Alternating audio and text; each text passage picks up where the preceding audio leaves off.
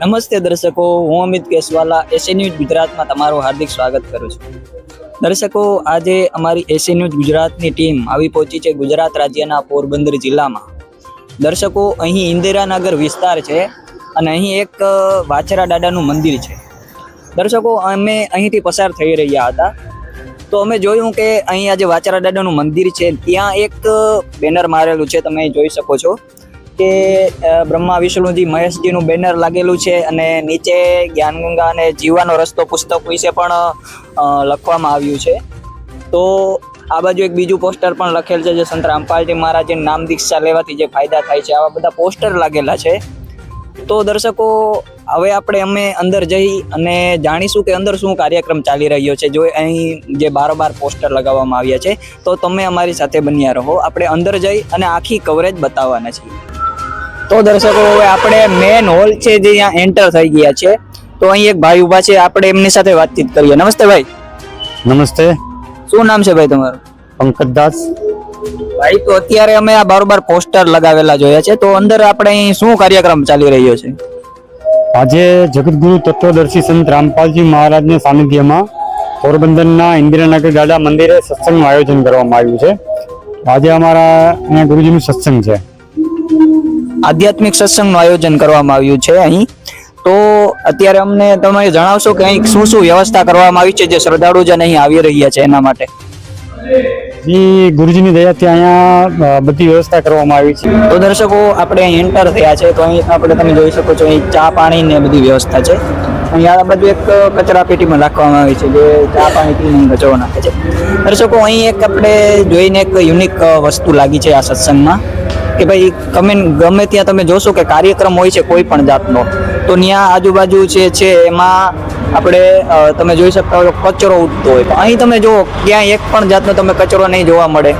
એક પણ જાતનું કોઈ પણ કંઈ ફાકીની થૂકું આવું બધું માવાની આ કંઈ તમને જોવા નહીં મળે. આ સત્સંગમાં આપણે એક ખાસ વાત લાગી છે. તો હવે આગળની વ્યવસ્થા આપણે ભાઈ પાસે જાણીએ કે ભાઈ આનું કારણ શું છે કે આ જે સત્સંગમાં છે બધી જગ્યાએ કચરો હોય છે, બધું ગંદી વ્યવસ્થા હોય છે, બરોબર, કાર્યક્રમ હોય ત્યાં.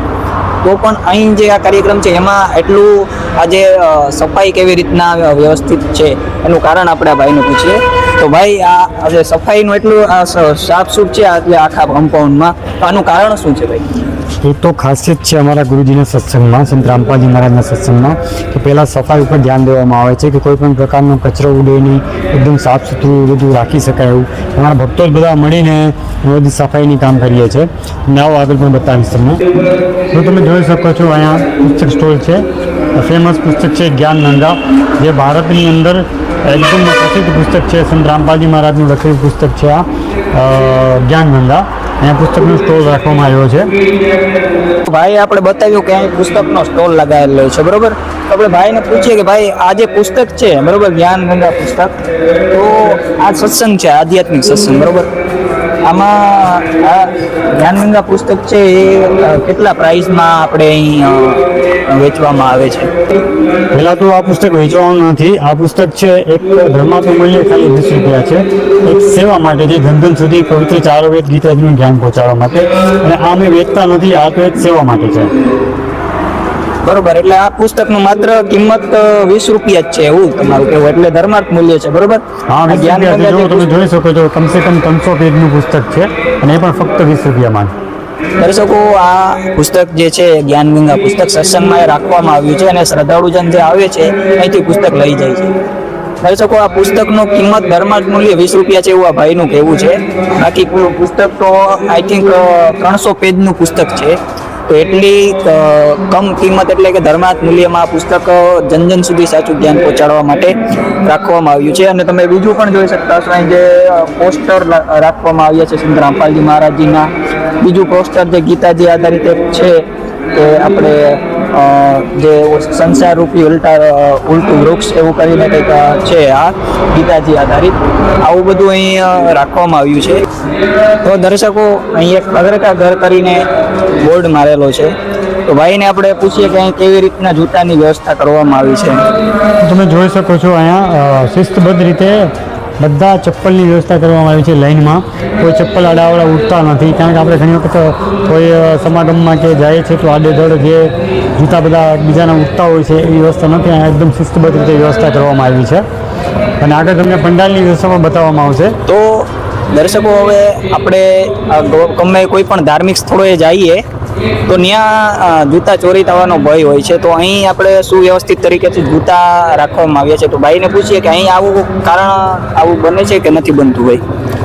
ક્યારેય એવું નથી બનતું, કારણ કે અમે એક સેવાદારને અહીંયા ઊભો રાખી દઈએ છીએ. તે સેવાદાર છે શિસ્તબદ્ધ રીતે ધ્યાન પણ આપે છે એમાં, અને એવું હોતું પણ નથી. એમાં અહીંયા કોઈ જાતની ચોરી નથી થતી. તો દર્શકો, તમે અત્યાર સુધી જોઈ કે અહીં કેવી રીતના સુવ્યવસ્થિત તરીકેથી વ્યવસ્થા કરવામાં આવી છે. તો ચાલો હવે આપણે આગળ પણ જોઈએ શું શું વ્યવસ્થાઓ બીજી છે. તમે જોઈ શકો છો અહીંયા ભક્તો માટે પ્રણામ સ્થળ રાખવામાં આવ્યું છે. ગુરુજી ભગવાનને અહીંયા પ્રણામ સ્થળ કરવા માટે પણ છે, અને બાજુમાં દાન પાત્રની પણ વ્યવસ્થા કરવામાં આવી છે. તો તમે જોઈ શકો છો અહીંયા પંડાલની અંદર સત્સંગ ચાલુ છે પ્રોજેક્ટર, લાઈવ પ્રોજેક્ટર ઉપરથી.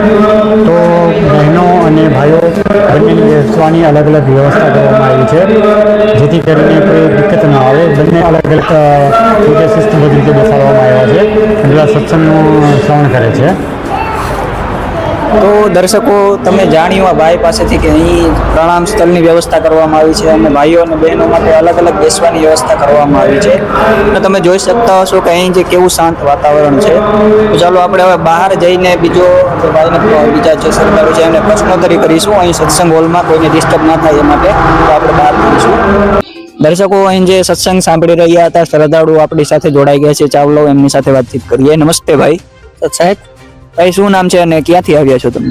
શરમણદાસ, પોરબંદરના લુસાડા ગામથી આવ્યા તો ભાઈ આ કેટલી દૂરથી તમે અહીં સત્સંગ સાંભળવા માટે આવ્યા છો?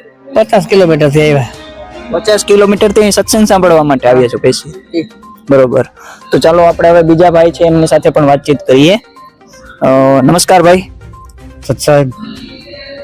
ભાઈ, તો આ ભાઈ બતાવે છે કે 50 કિલોમીટર દૂરથી અહીં સત્સંગ સાંભળવા માટે આવ્યા છે, બરોબર?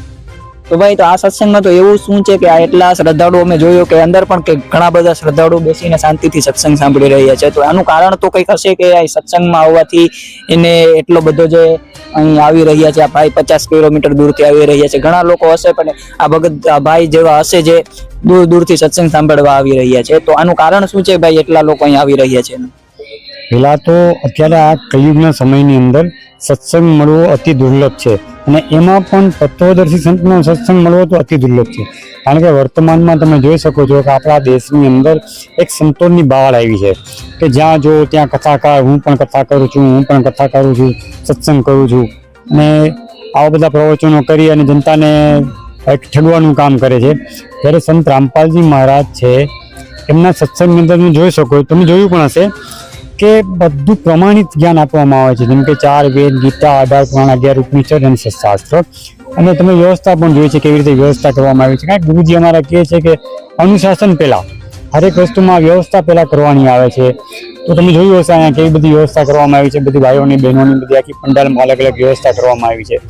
અને સત્સંગ મળવું તો એટલું દુર્લભ છે કે તમે ભાઈને પૂછ્યું, ભાઈ 50 કિલોમીટર દૂરથી આવ્યા છે. તો ઘણા શ્રદ્ધાળુ એવા છે જે 55, 60, 70 કિલોમીટર દૂરથી પણ આવ્યા છે. અને દર વખતે જ્યારે સત્સંગ હોય છે ત્યારે બધા સમય અનુસાર સત્સંગમાં પહોંચી જાય છે. આજુબાજુના અડોશ પડોશીને પણ લઈ આવે છે સાથે. ઠીક છે સર, ધન્યવાદ. સત્સાહેબ. દર્શકો, તો તમે જાણ્યું કે શ્રદ્ધાળુજન જે અહીં સત્સંગમાં આવી રહ્યા છે, કેટલા દૂરથી અહીં સત્સંગ સાંભળવા માટે આવી રહ્યા છે.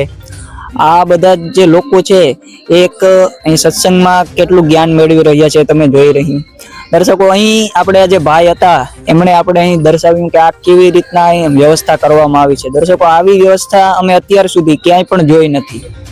ગમે ત્યાં પણ તમે જોશો કે આવી સુવ્યવસ્થિત તરીકેથી આ જે વ્યવસ્થા જે બધી કરવામાં આવી છે, અહીં શ્રદ્ધાળુઓ જન કેવી રીતે શાંતિથી બેસીને સત્સંગ સાંભળી રહ્યા છે.